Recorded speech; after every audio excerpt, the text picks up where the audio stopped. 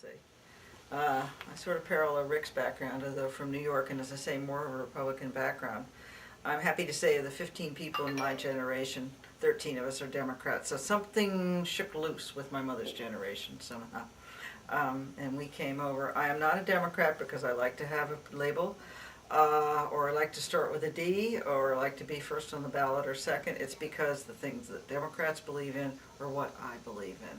End of story. It's all about policies with me. None of the rest of it. I'm pro-union. I am pro-choice. I'm anti-war most of the time. I'm for gun control and so on. And that just puts me in line with the party. So why wouldn't I be a Democrat? And I do think Mr. Obama's fantastic. He's brought our kids home from Iraq.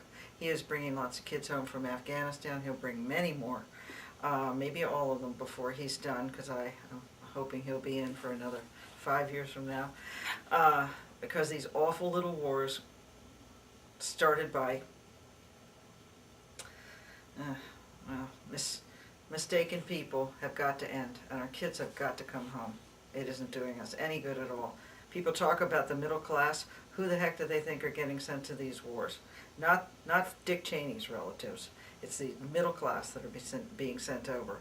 And Rick said I should point out something Mr. Obama has to emphasize. He gave everybody a middle class tax break last year. Nobody talks about that. He gave it to everybody in the middle class. Blah, blah, blah about the rich people, which is absolutely egregious, but he also did something positive for the rest of us. He gave us all a break. And then the health care, which I mentioned before, which is critical, the changes there. And I had such a lovely list. Well, the fact he's a great guy, he's a decent guy, he's an honest guy. He's in this to serve his country. Not because he had nothing else to do after he was governor of Texas or something, but because he wanted to make this country better.